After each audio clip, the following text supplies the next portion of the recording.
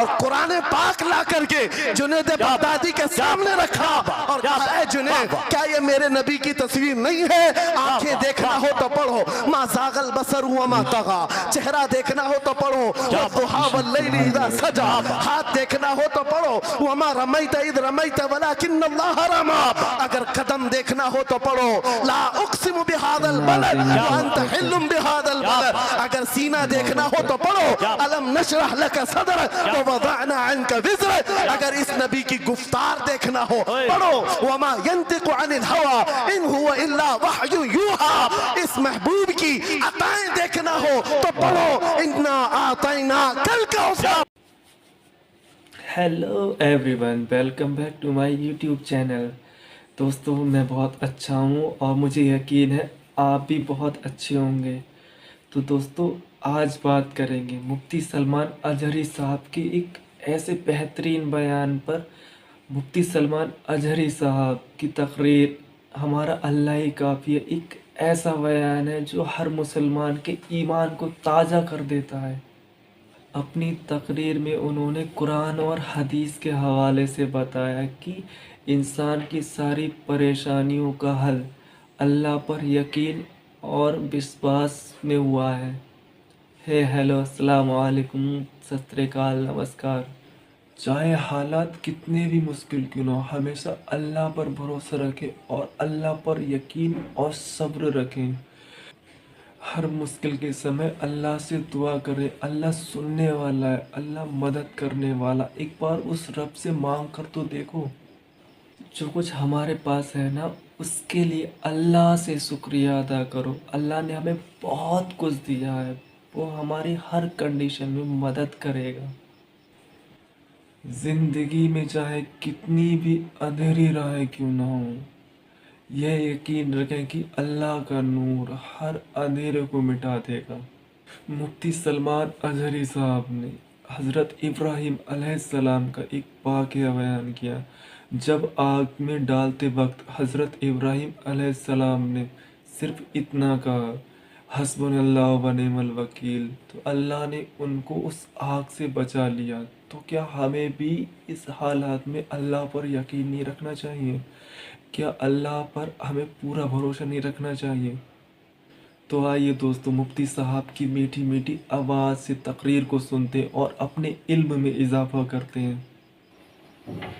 और कुरान पाक ला करके जुनैद बगदादी के सामने रखा और कहा, जुनैद क्या ये मेरे नबी की तस्वीर नहीं है? आंखें देखना हो तो पढ़ो, मा ज़ागल बसर हुआ मा तगा, चेहरा देखना हो तो पढ़ो, वद्दुहा वल्लैलि इज़ा सजा, हाथ देखना हो तो पढ़ो, वमा रमैत इज़ रमैत वलाकिन्नल्लाह रमा, अगर कदम देखना हो तो पढ़ो, ला उक़सिमु बिहादल बलद व अंत हिल्लुम बिहादल बलद, अगर सीना देखना हो तो पढ़ो, अलम नशरह लका सदरक वदअना अन्का विज़रक, अगर इस नबी की गुफ्तार देखना हो पढ़ो, वमा यंतिकु अनिल हवा इन हुवा इल्ला वहयु यूहा, इस महबूब की अताएं देखना हो तो पढ़ो, इन्ना आतैना कल कौसर। नारे तकबीर। अगर पढ़ना है तो कंजुल ईमान से पढ़ा करो। जहां बरेली का इमाम ये भी बताएगा, कुरान पढ़ने वाला अपने नबी को ये नहीं कहेगा मेरा नबी मेरे जैसा था या उसका इल्म ऐसा था वैसा था, बल्कि बरेली का इमाम बताएगा कुरान पढ़ने वाला अपने नबी को यूं कहेगा, सरवर कहूं के मालिक को मौला कहूं तुझे, बागे खलील का गुले ज़ैबा कहूं तुझे, तेरे तो वस्फ़ ऐब तनाही से हैं बरी, हैरान हूं मेरे शाह मैं क्या क्या कहूं तुझे, लेकिन रज़ा ने खत्म सुखन इस पे कर दिया, खालिक का बंदा खल्क का आका कहूं। हमारा शिवा है पूरी दुनिया में कि सिर्फ और सिर्फ रसूल पाक की गुलाम कौम ऐसी है जो एक मिनट में पूरा सन्नाटा तारी कर सकती है। किसी ने एक साहब से पूछा था, वेल ट्रेन्ड फौज जो होती है, चाहे वो अमेरिका की हो कि रशिया की हो कि जापान की हो, चाइना की हो, उनसे पूछा गया कि अगर 10,000 फौज को सफों में खड़ा करना हो और उनको रेडी करना हो तो आपको कितना टाइम लगेगा? किसी के बारे में कहा कि अमेरिकी फौज के लिए हमें 4 घंटे लग जाएंगे, हम तरतीब दे देंगे। रशियन फौज के लिए 3 घंटे लग जाएंगे, चाइनीज और एक्टिव हैं, 2 घंटे में अपनी सफे तरतीब कर लेंगे। उस मुसलमान दानिश्वर ने कहा अल्लाह का करोड़ों एहसान है, 1 लाख से ज्यादा का मजमा होता है हरम काबा में भी और हरम रसूल में भी। इमाम सिर्फ 1 मिनट में कहता है सफे दुरुस्त कर लो, किसी को डंडा मारने की जरूरत नहीं, सबकी सफे खुद दुरुस्त होती है। ये कौम है जो अपनी सफे खुद दुरुस्त करती है। मस्जिदों में, जुमा में, ईदगाह में जाकर कोई लकड़ी लेकर नहीं फिरता कि अपनी अपनी सफे दुरुस्त कर लो। हर एक को इतना शऊर है कि अपनी सफे कैसे दुरुस्त की जाती है। जब आपको अल्लाह ताला ने ये नेमत अता की है, मस्जिदों में सफे दुरुस्त कर सकते हैं 1 मिनट के अंदर, ईदगाह में 1 मिनट में हमारी सब दुरुस्त हो सकती है। ऐ नौजवानों, दुनिया को ये बताओ सिर्फ मस्जिद और ईदगाह नहीं, दुनिया के हर मैदान में हम अपनी सफे दुरुस्त कर सकते हैं। हर मैदान में हमारी सब दुरुस्त हो सकती है। ये अल्लाह की तरफ से दी हुई बहुत बड़ी नेमत है। बस अब मजमा जो खामोश है और मुतवज्जे है, अब मेरी बात को आगे मैं बढ़ाता हूँ, तवज्जो से सुने। कुरानी उलूम के मुताल्लिक आपके सामने चंद बातें रखूंगा, इसलिए कि मुझे कहा गया बड़ा पढ़ा लिखा मजमा है और मुसलमान के लिए पढ़ा लिखा होना बहुत लाजिम है, इसलिए कि जिहालत इस्लाम का अपोजिट है। जिहालत इस्लाम का अपोजिट है। आपको एक बात मैं बताऊं, जब भी कहा जाता है दौरे इस्लाम, यानी हुजूर सल्लल्लाहु अलैहि वसल्लम की आमद के बाद के हालात को दौरे इस्लाम कहते हैं, उससे पहले वाले जमाने को दौरे जिहालत कहते हैं। जबकि इस्लाम का अपोजिट तो कुफ्र होना चाहिए, कुफ्र होना चाहिए। ये दौरे इस्लाम है और इससे पहले दौरे कुफ्र था। नहीं, दौरे इस्लाम से पहले वाले दौर को दौरे जिहालत कहते हैं, इसलिए कि बताना है इस्लाम और जिहालत दो अपोजिट चीजें हैं, दो अपोजिट चीजें हैं। जाहिल हो और मुसलमान हो उसे जेब नहीं देता। जिस कौम पर आने वाली किताबे हिदायत का पहला लफ्ज इक़रा से शुरू होता है, इक़रा बिस्मि रब्बिकल्लज़ी खलक़, कुरान का पहला लफ्ज जो आया है वो किस नाम से आया? पढ़ो अपने रब के नाम से, पढ़ो अपने रब के नाम से। और इल्म नहीं है तो कुछ नहीं है तुम्हारे पास। इमाम गजाली तो फरमाते अन्नासु कुल्लुहुम मौता इल्लल उलमा, ये सारे इंसान मुर्दा हैं, जिंदा अगर कोई है तो इल्म वाला है, इल्म वाला जिंदा है। और जिहालत की तारीकियों में भटकने वाले की मिसाल ऐसी ही है जैसे अंधेरी कोठरी में बैठा हुआ है, कहीं रोशनी का आने का इंतजाम नहीं, उसके सामने हलवा रखो कि गोबर रखो, दोनों बराबर है। जाहिल आदमी के लिए ऐसा ही है, कभी उसका हाथ इसमें पड़ेगा, कभी उसका हाथ इसमें पड़ेगा। जब नजर नहीं आ रहा है तो हलवा को गोबर समझकर खा लेगा और कभी गोबर को हलवा समझ के खा लेगा, गलाजत उसके लिए बराबर हो जाएगी। लेकिन इल्म को कहा गया अल इल्म नूरुन, इल्म रोशनी है। जिसके पास इल्म आता है वो तमीज सीख जाता है, उसके पास अखलाक आ जाते हैं, वो हलाल और हराम के फर्क को समझने लगता है, बुरे और अच्छे के दरमियान फर्क मालूम होने लगता है।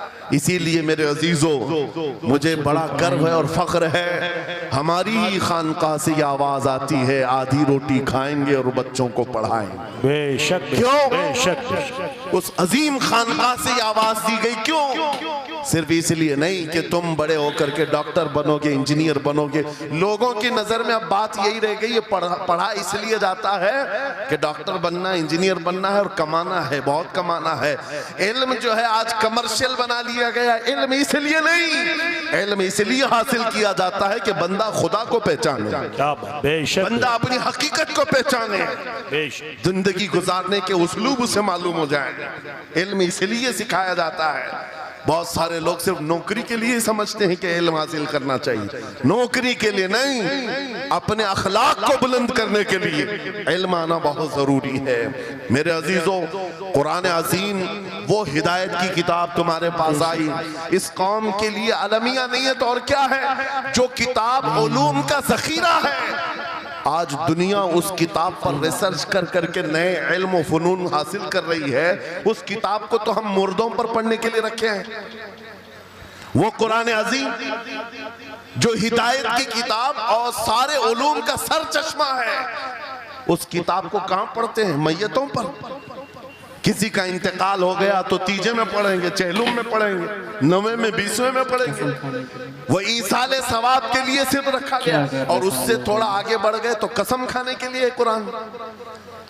आओ चलो हम कसम खाते कुरान पे हाथ रख करके, कुरान पे हाथ रख के। मियाँ क्या कुरान कसम खाने की किताब है? कुरान की वो आयत मैंने सबसे पहले पढ़ी, अल्लाह फरमाता ज़ालिकल किताबु ला रैब फीही, ये वो किताब है जिसमें शक की गुंजाइश नहीं, और ये हिदायत है परहेजगारों के लिए। और कुरान में 3 जगह ये लफ्ज आया है, हुदल लिन्नास, हुदल लिलमुमिनीन, हुदल लिलमुत्तकीन। ये सारे इंसानों के लिए भी हिदायत है, ये सारे ईमान वालों के लिए भी हिदायत है, और परहेजगारों के लिए भी हिदायत है। सब हिदायत अलग अलग अंदाज से हासिल करते हैं। बारिश एक ही है बरसने वाली, जमीनें अलग अलग हैं। बहुत नरम जमीन हो तो वो जमीन बारिश से फायदा ज्यादा उठाती है, और थोड़ी सी ओबड़ खाबड़ जमीन हो तो वहां से फायदा कम आता है। बारिश एक ही है, कुरान बारिश हिदायत है। जिसके दिल की जमीन जितनी नरम होगी उतना वो उससे हिदायत उठाए, सुभान अल्लाह, बेशक, उतना उससे फायदा उठाएगा। और आज हालात ये हैं, ऐ नौजवानों अपने दिल पर हाथ रख करके बताओ, कुरान कितने लोगों ने पढ़ा है? कुरान कितने लोगों ने पढ़ा? मैं हाथ नहीं उठवाता, किसी भी बात पर हाथ मत उठाया करो। ना ही झूठे हाथ उठाना है, ना सच्चे हाथ उठाना है, ना ही किसी और को शर्मिंदा करना है। अपने दिल पे हाथ रख करके बताओ कुरान कितनी मर्तबा पढ़ लिया। क्योंकि कुरान पाक, बहुत सारे लोग ये समझते हैं मदरसे में बचपन में एक बार पढ़ लिया तो उसका हदिया हो गया, खत्म हो गया है, अब इसके बाद फिर हमारी मैयत पे ही पढ़ा जाएगा। इसीलिए तो कुरान के उलूम से नावाकिफ हो गए।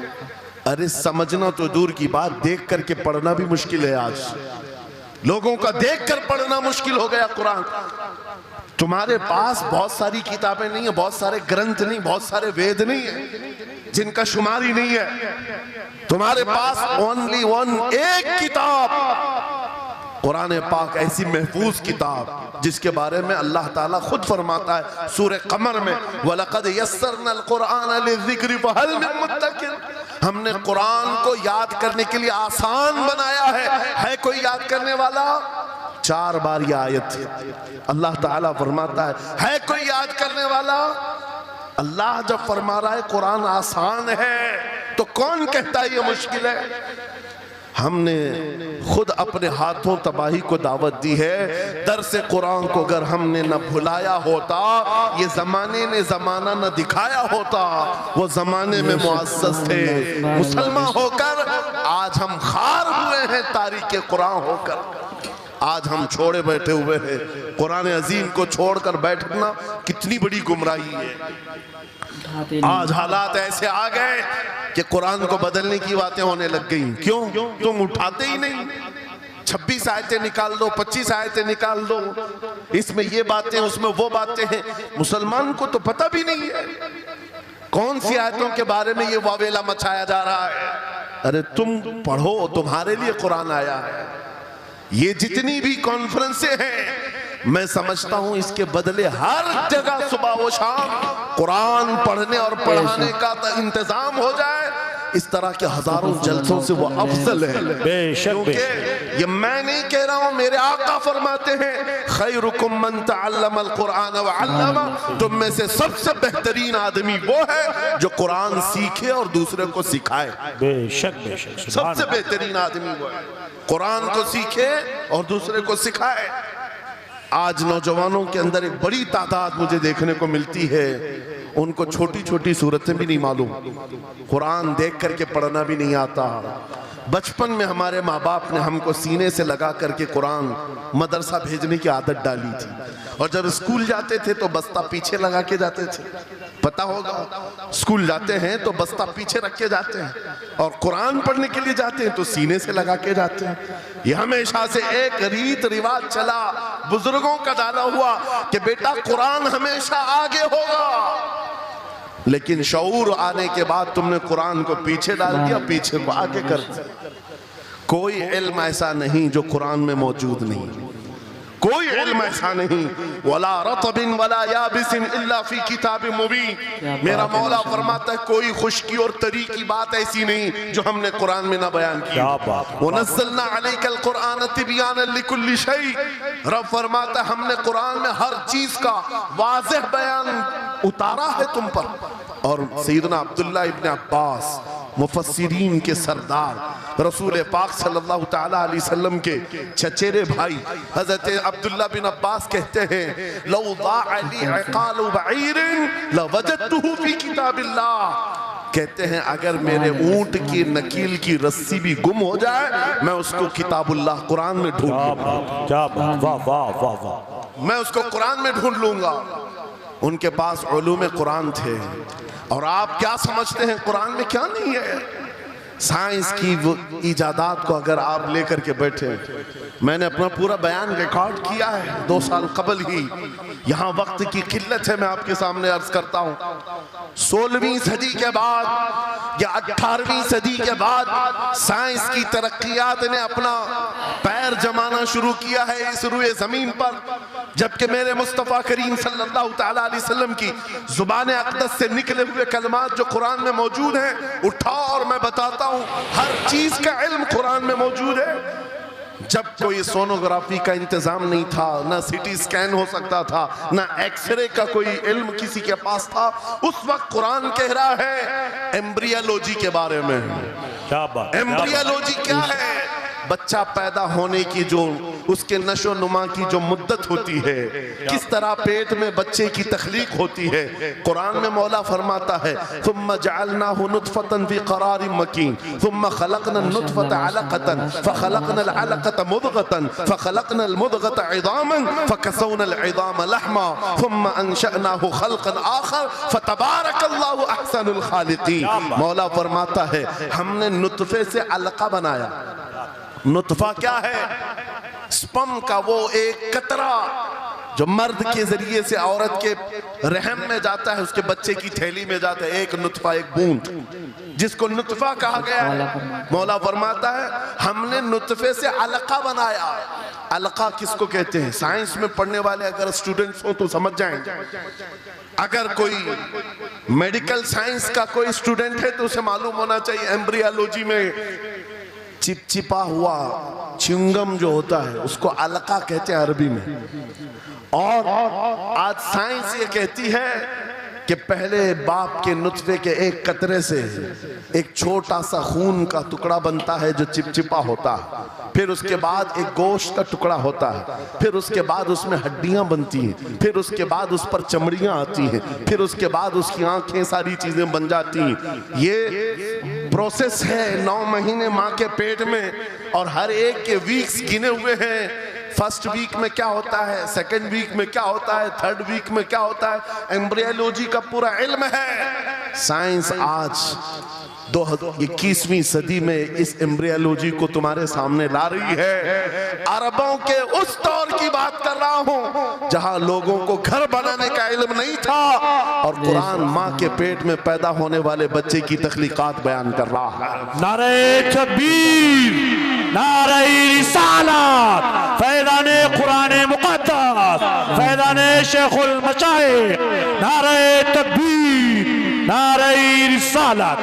वाह वाह। मशहूर साइंसदान है फ्रैंक प्रेस नाम से, जिसने ये थ्योरी दुनिया को बताई कि अर्दियात जमीन के अंदर जो वसात हो रही है, और उसके बाद उसने कहा था, फ्रैंक प्रेस नाम का अंग्रेज मौर्रिख और अंग्रेज साइंसदान है, कहता है जमीन जो है पानी के ऊपर है, और ऐसे ही पानी के ऊपर कोई चादर बिछा दी जाए तो कभी चादर इधर हो सकती, कभी उधर हो सकती है।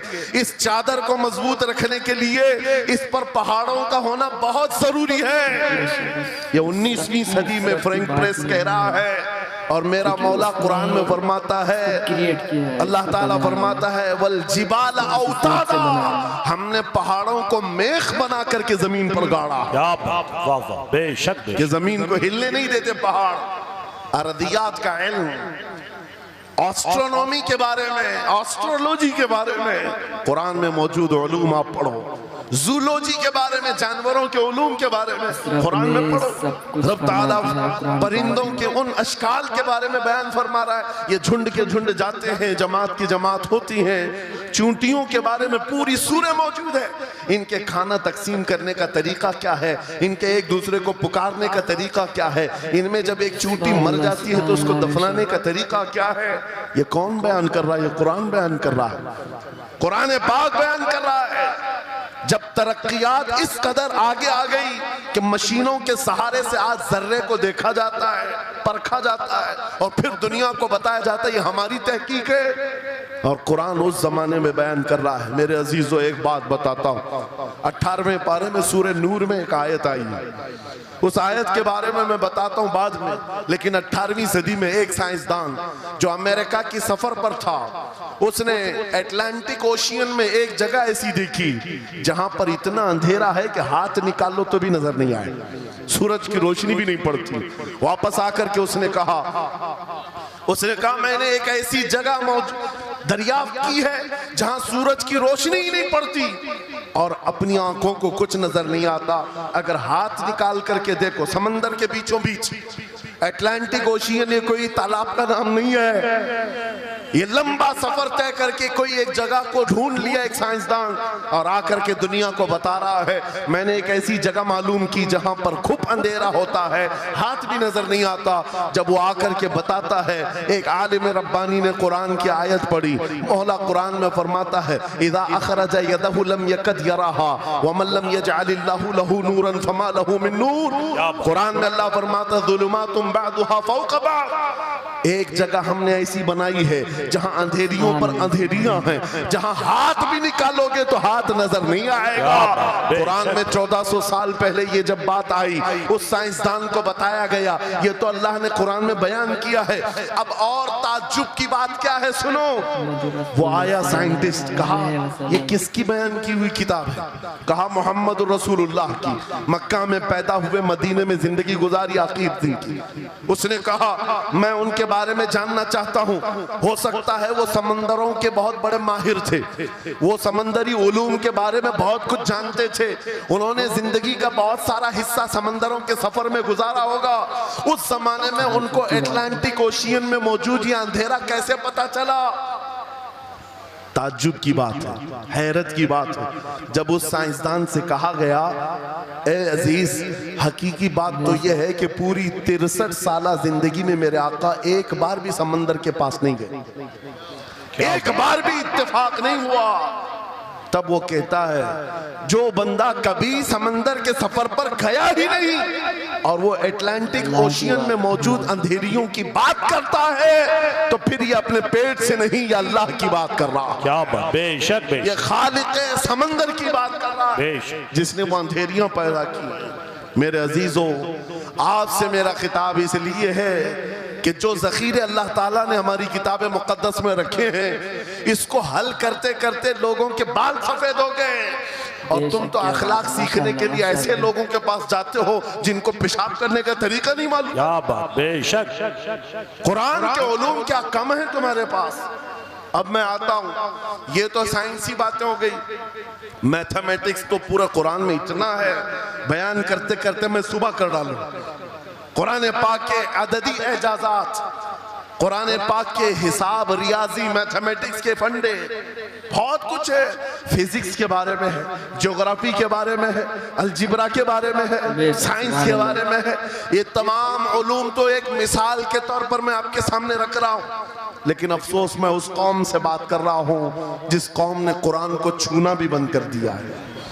जाकर के देखें, आज ही जाकर के देखें, घरों के अंदर तुम्हारे टीवी, फ्रिज और वॉशिंग मशीन तो धूल से साफ होंगे, रोजाना साफ करते होंगे। कुरान को हफ्ते हो गए कभी छुआ भी नहीं, गर्द जमी हो गई, धूल लगी हुई है। कुरान के साथ ये नाइंसाफी बंद कर दो, कुरान के साथ ये दोहरा मेयार बंद करो।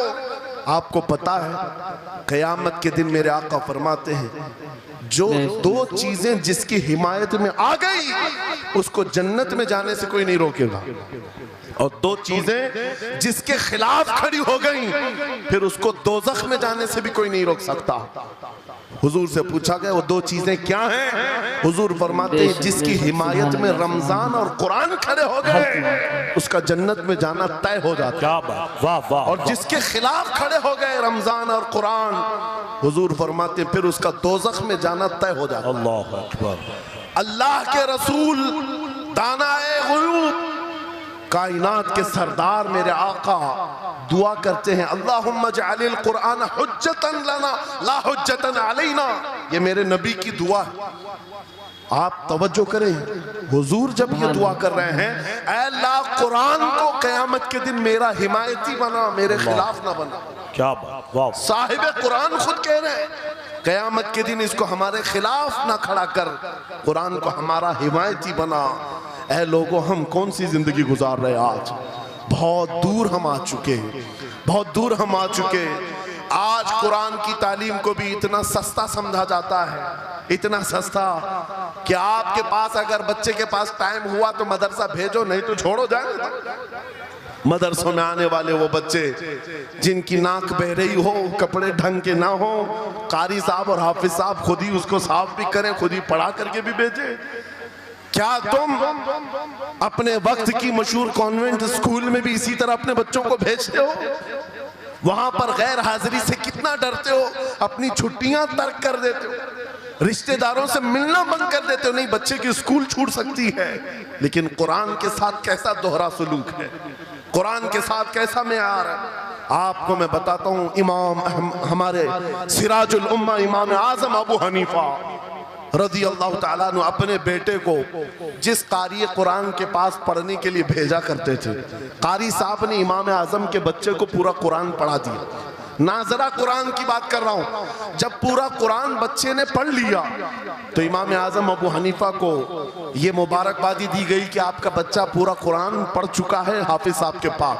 तो हाँ, इमाम आजम बड़े ताजिर थे अपने जमाने के। उन्होंने क्या किया, उस कारी साहब को 4 लाख दिरहम नजराने में भेजा। कितने ना?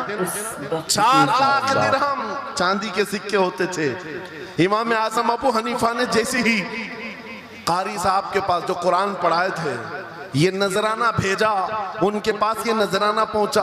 4 लाख तो छोड़ो, आज के जमाने में 4000 भी किसी को देता नहीं। हाफिज कुरान अगर किसी बच्चे को पढ़ाया है, और मैं मांग भी नहीं रहा हूं कौम से, इमाम आजम की बात बता रहा हूं। जब नजराना कारी साहब को पहुंचा, उन्होंने देखा 4 लाख दिरहम मेरे पास आए, इतनी बड़ी रकम, बच्चे को खाली कुरान ही पढ़ाया था। दौड़े दौड़े वापस इमाम आजम अबू हनीफा के दौलत कदे पर आ गए, घर पर आए, कहा हुजूर आपसे मैं ये पूछना चाहता हूँ, कहीं गलती से तो ये रकम मेरे पास नहीं आ गई, ये किस लिए दी गई है? कहा कि ये तो आपने कुरान बच्चे को पढ़ाया, मैंने हदियतन भेजा है। कहा हुजूर सिर्फ नाजरा कुरान ही तो पढ़ाया, इतनी बड़ी रकम? इमाम आजम अबू हनीफा ने कहा कारी साहब आज चले जाओ, और अपने बेटे को बुलाया, इधर आ बेटा, कल से इस हाफिज के पास पढ़ने के लिए तू हरगिज नहीं जाएगा, कल से इसके पास तू इल्म हासिल करने नहीं जाएगा। बच्चे ने पूछा हुजूर क्या हो गया? कहा जो बंदा मेरे 4 लाख दिरहम को कुरान से बड़ा समझता है, मैं उसके पास अपने बेटे को नहीं पढ़ा सकता। मैंने तो कुरान का एक हर्फ की कीमत नहीं अदा की, उसने कुरान के ऊपर मेरी रकम को समझ लिया। आज हमने कुरान को कहां समझ लिया है? वो इमाम आजम अबू हनीफा फरमाते हैं जो कुरान से ज्यादा माल को अहमियत देता है उसके पास बच्चों को पढ़ाओ भी मत, ना पढ़ाओ। अजीजा ने गिरामी वक़ार, हमारा ये दोहरा सलूक, हमारा ये दोहरा मेयार, कुरान के साथ जो हमारी नाइंसाफी है, हमें अखलाकी पस्ती में लाकर खड़ा कर चुकी है, अखलाकी पस्ती में लाकर खड़ा कर चुकी है। अरे हम देख रहे हैं आयरा गैरा नत्तू खेरा हमें सिखाने आ रहा है, बढ़ाने आ रहा है कि तुम्हें डेवलपमेंट के बहुत सारी चीजें बताई जाती हैं कि तुम्हारी पर्सनालिटी डेवलपमेंट क्या होती है। अलीगढ़ वाले तो नौजवान बहुत सारे जो स्टूडेंट्स हैं जानते होंगे, बीए कर लिया, एमए कर लिया, बीकॉम कर लिया, या कुछ भी कर लिया, डिग्री हासिल कर लिया। बड़ी बड़ी कंपनियां आज पूछती हैं कि इसके पास पर्सनालिटी डेवलपमेंट है या नहीं। ये क्या है पर्सनालिटी डेवलपमेंट? कुछ बड़े बड़े शहरों के नौजवान हमारे पास आए थे, कहा हम कोर्स कर रहे हैं, कहा मैंने पूछा इसमें होता क्या है? कहा इसमें सिखाया जाता है बैठना कैसा है, लोगों से मिलना कैसे है, खाने के लिए बैठे तो चम्मच कहाँ रखना है, बर्तन कहाँ रखना है, लोगों से हैंडशेक कैसे करना है, ये सारी चीज़ें सिखाई जाती हैं। मैं नौजवानों से पूछा कि अच्छा कितने महीने का? कहा कहीं 6 महीने का, कहीं साल भर का। कहा अफसोस है उस कौम पर जिसका रसूल आया था ये कहते हुए बुइस्तु लिउतम्मिम मकारिमल अखलाक, मैं सबसे बुलंद अखलाक सिखाने के लिए दुनिया में आया हूँ। उस रसूल की उम्मत आज ऐसे लोगों के पास अखलाक सीखने जा रही है जिसको हलाल और हराम की तमीज नहीं, जिसको खड़े होकर पेशाब करने में फख्र लगता हो, उसके पास तो ये अखलाक सीखने जा रहे हैं, पर्सनैलिटी डेवलपमेंट सीखने जा रहे हैं। और मैं तुम्हें बताता हूं कुरानी अखलाक क्या है। मौला करीम ने अपने हबीब को जो बयान किया है, सूरह लुकमान उठाओ, बाप अपने बेटे को नसीहत क्या क्या करता है, अगर 3 आयतें भी पढ़ लो तुम्हारी जिंदगी सुधर जाएगी। लुकमान हकीम अपने बेटे से कहते हैं या बुनय्या अक़िमिस सलात वअमुर बिल मारूफ वन्हा अनिल मुनकर वस्बिर अला मा असाबक, ऐ बेटा नमाज पढ़ा कर, बुराइयों से बचा कर, अच्छाइयों की बात कर, जो मुसीबत आए उस पर सब्र कर। ये सिर्फ जुमले नहीं है, ये जुमले नहीं है। लुकमान हकीम ने अपने बेटे को जो डराया था, कुरान कहता है या बुनय्या इन्नहा इन तकु मिस्काल हब्बतिन मिन खरदलिन फतकुन फी सखरतिन औ फी समाई औ फिल अर्दि याति बिहा अल्लाह। आज हर बाप को चाहिए कि ये नसीहत अपने बेटे को करे।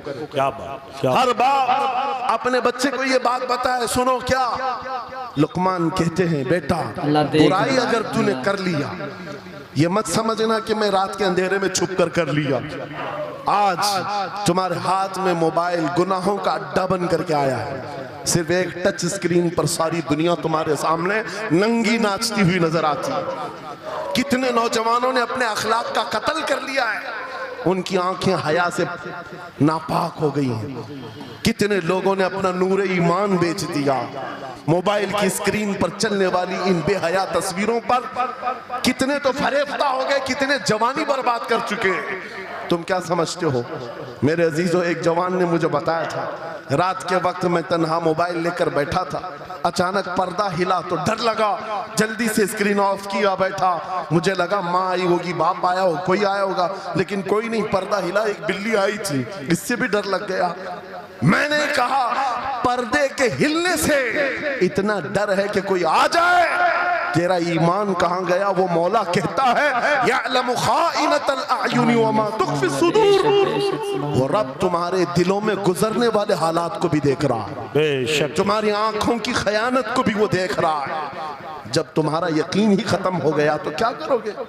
इसीलिए अरबी का मशहूर मकौला है, इज़ा लम तस्तही फफ़अल मा शिअत वस्ना मा शिअत। जब तुम्हारे अंदर से हया निकल जाए तो जो चाहे करो, जो चाहे कर लो। आज लुकमान हकीम की वो बात मैं पेश कर रहा था, आयत मुकम्मल करता हूँ। बाप अपने बेटे से कहता है, अगर बुराई कर लिया तूने, अगर बेहयाई हो गई, ये मत समझ के बहुत छुप करके किया।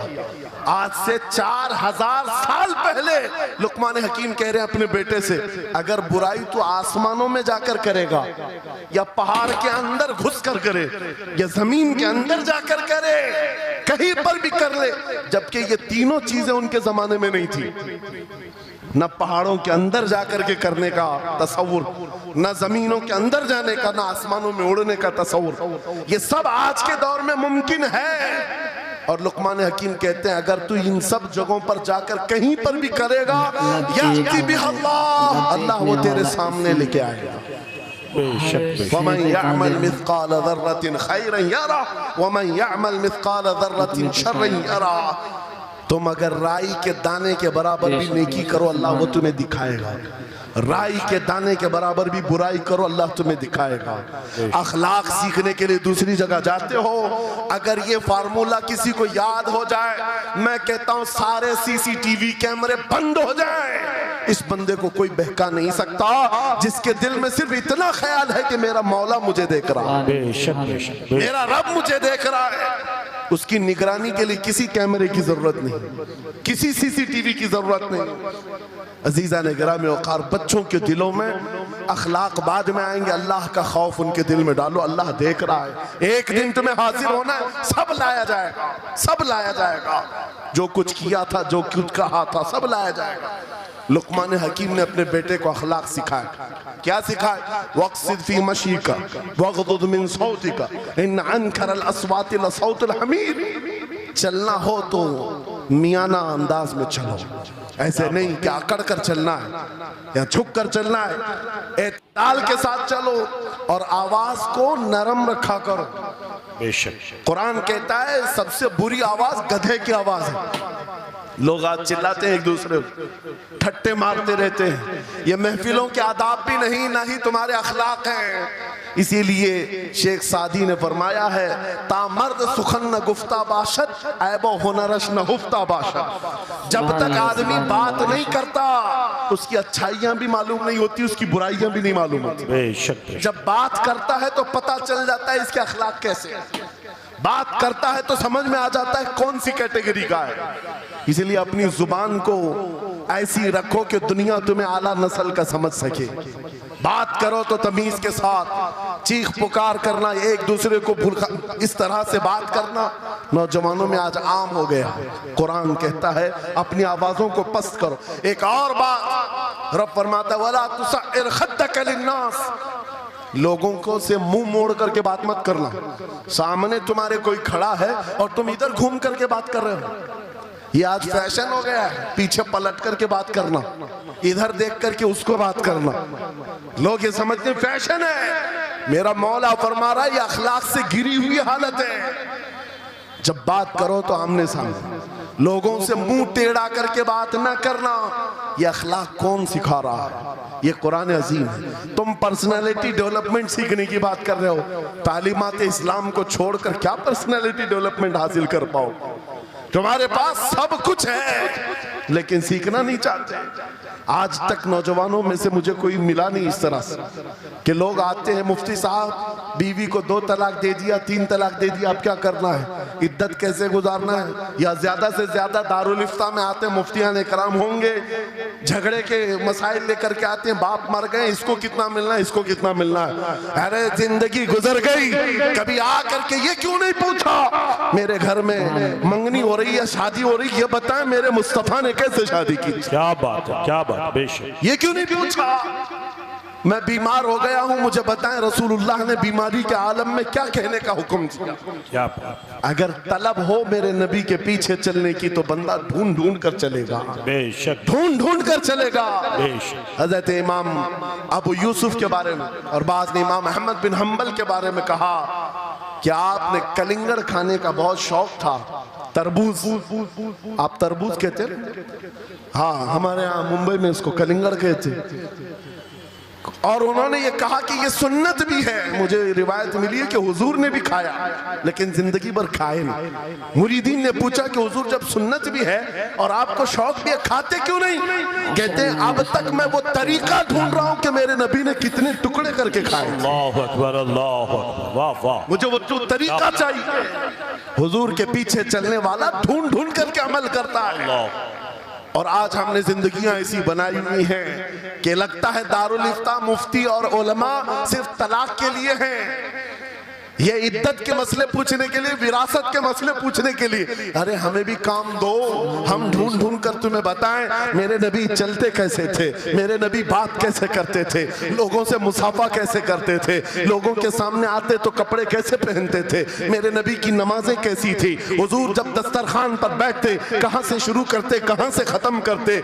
इस काम पर भी तो उलमा को लगाया करते ताकि तुम्हें पता चलता मुझे कहीं और से अखलाक सीखने की जरूरत नहीं, दुनिया के सारे अखलाक मेरे नबी के कदमों में मौजूद है। नारे तकबीर, नारे रिसालत, फैज़ाने खानकाए बरकत, फैज़ाने खानकाए बरकत, शेरे रज़ा, शेरे रज़ा, फैज़ाने शेखुल मशाइख, नारे तकबीर, नारे रिसालत। दर्से कुरान को अगर हमने न भुलाया होता, ये जमाने ने जमाना न दिखाया होता। इको बंद कर दो, इको। कुरान पाक के सिलसिले में मुझे बयान करने का हुक्म दिया गया, बस मैं वही बातें कर रहा हूँ। मैं आपको अपने मौजू से जो मुताल्लिक है वो बातें अर्ज करता हूँ। कुरान क्या तमीज सिखाता है। आज घर घर के अंदर जो एक बहुत बड़ी बला आई हुई है, हर तीसरा चौथा घर ये शिकायत लेकर के आता है, बेटा हाथ से निकल गया, बेटी हाथ से निकल गई। माँ बाप इस बात के लिए रोज परेशान है, बेटा हाथ में नहीं आता, बेटी हाथ में नहीं आती। जहां ये जवान हुए 10वीं पास किया, ये मुंह दिखाते हैं हमको, आंख फिराते हैं हमको। फरमा बरदार बच्चों की कमी बहुत कम हो गई। गलती इन बच्चों की नहीं, उन माँ बाप की भी है। तुमने इनकी तरबियत तो खिलौनों से की है। इनकी तरबियत में तो तुम चाहते थे कि हर संडे इनको पिकनिक पर ले जाएं, बच्चा खुश हो जाएगा। इनको घुमाएंगे फिराएंगे, जो बच्चा मांगेगा सब ला कर देंगे। अरे ये 14 साल का नहीं हुआ, हाथ में मोबाइल भी पकड़ा दिया, सब कुछ कर दिया बच्चे के लिए। और अब बाप ये सोचता है ये 16 साल का हो जाए तो मेरी बात मानना चाहिए। एक बात याद रखो, जमीन में अदरक बो करके गन्ना आने की उम्मीद मत रखना। बेशक बेशक, जो बोते हो वही फसल आती है। मेरे नबी ने फरमाया, अल्लिमु औलादकुम सलासा खिसालिन, हुब्ब नबीकुम व हुब्ब अहली बैतिही व तिलावतल कुरानिल करीम। मेरे आका की हदीस है, हुजूर फरमाते हैं अपनी औलाद को सबसे पहले 3 बातें सिखाओ। 3 बातें सिखाओ। क्या है? नंबर 1, अपने नबी की मोहब्बत सिखाओ। बेशक, सुभान अल्लाह। क्या होगा इससे? तुम जिस बात के लिए आज परेशान हो ना, 16 साल के बाद मेरा बच्चा मेरा फरमाबरदार बने, याद रखो तुम अगर इस बच्चे को नबी की मोहब्बत डालो, 16 साल नहीं तुम्हारा बेटा 60 साल का होगा, तब भी सर झुकाकर तुम्हारे साथ खड़ा रहे। क्या बात, बेशक बेशक। तुम उसके दिल में अल्लाह रसूल की मोहब्बत डालो, अल्लाह तुम्हारी मोहब्बत उसके दिल में डाले। बेशक बेशक, ये रिटर्न दिया जाता है। नंबर 1 अपने नबी की मोहब्बत, नंबर 2 रसूल पाक के अहले बैत की मोहब्बत। मेरे आका फरमाते हैं बच्चों को सिखाओ। तीसरी चीज कुरान की तिलावत। ये 3 चीजें सिखाओ सबसे पहले बच्चों को। लेकिन इन 3 चीजों से तो हम बच्चों को छोड़ ही चुके। सबसे पहली चीज जो सिखानी थी वो अपने नबी की मोहब्बत। अजीजा ने गिरामी वखार, आज घर घर के अंदर ये जो मुसीबतें आई हैं, माँ बाप की नहीं सुनता।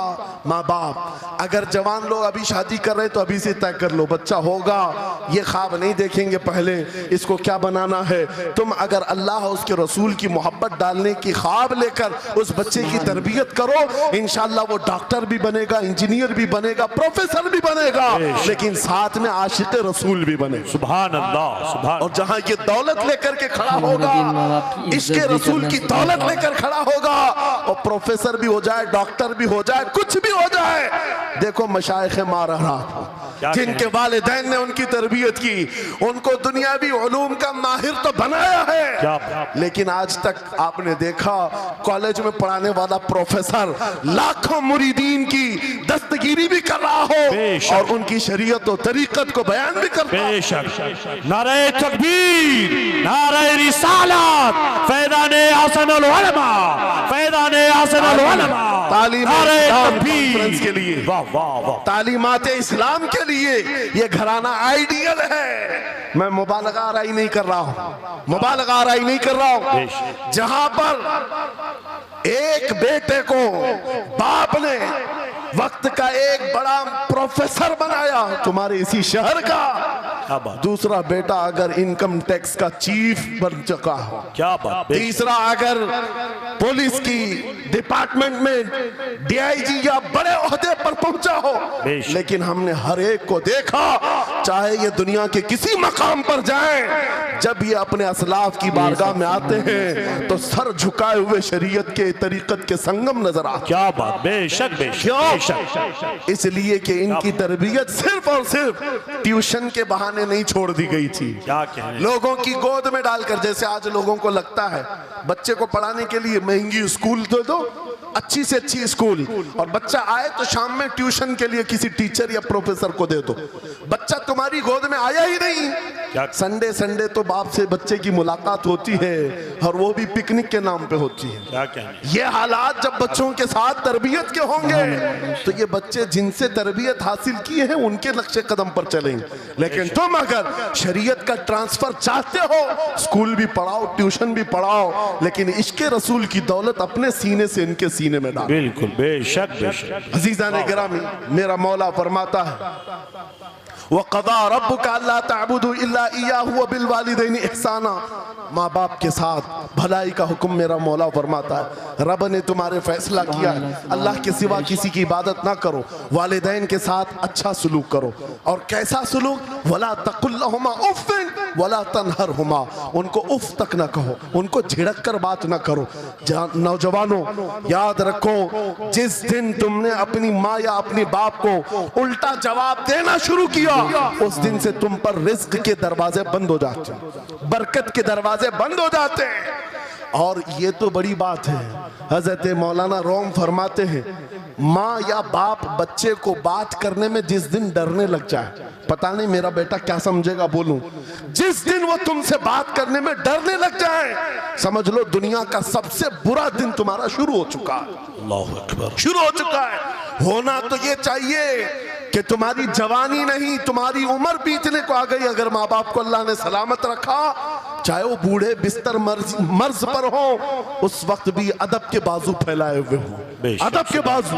आपको पता है सहाबा इकराम बैठे, मेरे आका सल्लल्लाहु अलैहि वसल्लम, एक खातून आई, रसूल खड़े हो गए, अपनी चादर बिछाया, उस खातून को बिठाया। सहाबा कहते हैं हमने एक खातून को, आई हुई खातून को इतना अदब करते हुए रसूलुल्लाह को पहली बार देख रहे थे। वो खातून आई, बैठी, मुस्कुराई, बातें की और चली गई। सहाबा ने पूछा या रसूल अल्लाह, इस खातून का अदब क्या है? मेरे आका फरमाते हैं ये मेरी दाई, मेरी दूध पिलाने वाली माँ हलीमा सादिया। क्या बात, वाह वाह। पैदा हुए नहीं, दूध पिलाई हुई माँ का यह अदब मेरे नबी ने सिखाया। यह अखलाक कुरान के हैं मेरे अजीजों, कुरान के हैं। याद रखो नौजवानों, इन बूढ़े माँ बाप को आज जितने लोगों ने तरसाया है और उन्हें घुट घुट कर जीने पर मजबूर किया है, वह आज की रात तौबा करके जाएं, तौबा करके जाएं, मुसाफा करें, उनके हाथ चूमें। ये तुमसे क्या तमन्ना रखते हैं? बस इतनी कि तुम अपने पैरों पे खड़े हो जाओ, ढंग का कमाना सीख जाओ। नौजवान को इनका डांटना बुरा लगने लगता है, माँ बार बार चिल्लाती है, बाप बार बार डांटता है, घर छोड़कर भाग गया, फिर उसके बाद याद रखो अल्लाह ताला ऐसे जूतों पर तुम्हें डाल देता है जो तुम्हारी हैसियत के भी नहीं होते, कमतर लोग तुम्हें हाँकते रहते हैं। इससे बेहतर है हमें पैदा की हुई माँ, हमें दूध पिलाई हुई माँ अगर डांटती है, कोसती है, मारती है, ये नेमत है। एक नौजवान के बारे में मैं अक्सर कहा करता, हमारे साउथ का था, बड़ा बिगड़ा हुआ, माँ मेरे पास आई थी, कह रही थी इसको समझा ले, मैं बेवा हूं, मैं बेवा हूं, इसका बाप बचपन में मर गया, ये बच्चा 2 साल का था, मेरा शोहर मर गया, मैं घरों की पतेलियां मांझ मांझ करके इस बच्चे को बड़ा की हूं, लेकिन आज ये औबाश बन गया है। बदमाशों की दोस्ती। मैंने उस नौजवान को बुलाया था, अपने करीब किया, समझाया, अल्लाह ने उसको समझ दे दी। वो लड़का थोड़ा बहुत सीधे रास्ते पर आया और बेंगलुरु गया था कमाने के लिए। मैंने कहा नौकरी कर, तेरी माँ कुछ नहीं चाहती, वो जिंदगी तो गुजार चुकी, अपने हाथों से कमाई है, बस ये चाहती है कि तेरी कमाई का एक लुकमा खा ले। ऐ नौजवान, क्या अपनी माँ को इतना भी सुख नहीं देना चाहता? गया था कमाने के लिए। मेरे अजीजों, आज भी वो मौजूद है, आज भी है। वो कमाया, महीना भर गुजरा था या 2 महीने, अपनी तनख्वाह लेकर के वतन वापस आया। अपने घर के पास जिस दिन वो पहुंचा था, घर के बाहर बहुत भीड़ जमी थी। लोगों से पूछा उसने तो पता चला उसकी माँ आज ही सुबह इंतकाल की। अल्लाहु अकबर। वो पैसों की गड्डी ला करके जो कमाया था 1 महीने 2 महीने की तनख्वाह, माँ के कदमों में रख दिया। बहुत रोया। ये बात मैं तकरीरों में इसलिए कहता हूँ, उसने कई बार कहा मुफ्ती साहब नौजवानों को सिर्फ इतनी बात कहें, मैं इस अजाब में रोज मरता हूँ। मेरी माँ जिंदगी भर लोगों के जूठे मांझ करके मुझे खिलाती रही और मैं एक लुकमा मेरी माँ को खिला ना सका। जिस दिन मैं लाया था पैसे, ये तो दुनिया से चल पड़ी। मुझे आज रोज इस बात का गम सताता है। आप नौजवानों से खिताब करते हैं, कम से कम इनसे कह दें कि तुम्हारे माँ बाप जिंदा हैं, होश में आ जाओ, अपने हाथों से उनको खिला तो सको, उनके हाथ पकड़कर चला तो सको। इसलिए कि दुनिया की अजीम नेमत है, जिसका बाप जिंदा है, जिसकी माँ जिंदा है, उसके हक में वो दुआ कर ले। मेरे आका फरमाते हैं, नबियों की दुआ उम्मत के बराबर जो होती है, वो बाप की दुआ बेटे के बराबर होती है। आज मैं गुफ्तगू समेटता हूँ, ख़त्म कर देता हूँ, इसलिए कि अखलाक इस्लाम बहुत वसी मौजू है, बहुत वसी मौजू है। लेकिन आपके लिए सिर्फ इतनी बात काफ़ी है कि कुरान को छोड़ करके अगर दूसरी जगह सीखने जाओगे तो मारे मारे फिरोगे। आज वापस आ जाओ उसी कुरान पर जिसको मेरे आका ने हमारे उरूज का जरिया बनाया है, हमारी तरक्की का रास्ता बनाया है। जानते हो, जब दुनिया के पास पार्लियामेंट नहीं थी, चलाने के लिए उसूल नहीं थे, पूरी दुनिया को कुरान ने उसूल बताए हैं, कानून बताए हैं। इस एक कुरान से फिक़ह हनफी मिला, फिक़ह शाफ़ई मिला, फिक़ह हम्बली मिला, फिक़ह मालिकी मिला। ये तो 4 मैंने नमूने बताए, 1 2 नहीं, 18 फिक़ह की तदवीना पूरी दुनिया में मौजूद है। इस कुरान पर लिखी जाने वाली तफसीरों की तादाद पूरी दुनिया की किताबों से सबसे ज्यादा है। 700 तफसीरों के नाम मेरे पास मौजूद है। हर तरह से अलग अलग तफसीर की गई है, दुनिया की मुख्तलिफ जुबानों में इसके तर्जुमे किए गए। वो एक कुरान ऐसा है जो आज भी बबांगे दुहल पूरी दुनिया को चैलेंज कर रहा है। अगर तुम अल्लाह की बात को झूठा मानते हो, कुरान की तरह एक आयत ला करके बता दो, एक सूरत ला करके बना दो।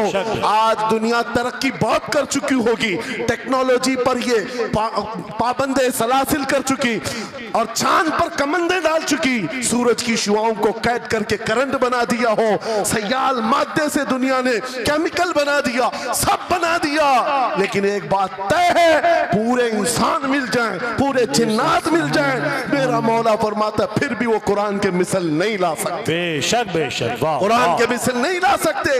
ये मौजज़ा तुम्हारे पास है, ये मौजज़ा तुम्हारे पास है, दुनिया के पास ये दौलत नहीं। उठो वगरना हश्र न होगा फिर कभी, दौड़ो के जमाना चाल अपनी चल गया। मेरे अजीजों, आखिरी बात, ये सारे उलूम तो कुरान में है, अखलाक भी कुरान में है, तिजारत के उसूल भी हैं, शादीशुदा जिंदगी के उसूल भी हैं, माँ बाप के साथ हुस्न सुलूक भी है, बच्चों की तरबियत भी है, पड़ोसियों से मामलात भी है, उस्ताद और शागिर्द के हुकूक भी बयान किए गए हैं। ये सारे फील्ड अपनी जगह पर, लेकिन कुरान का जो गाज़ा है, कुरान की जो रूह है, कुरान का जो खालिस शहद है, वो क्या है? कुरान पढ़ने वाले को सबसे बड़ी दौलत अगर कोई मिलती है तो अपने नबी से बेइंतहा इश्क करने की दौलत मिलती है। आगाज से आखिर तक कुरान है नाते मुस्तफा, महबूब के बयान का कैसा अनोखा ढंग है।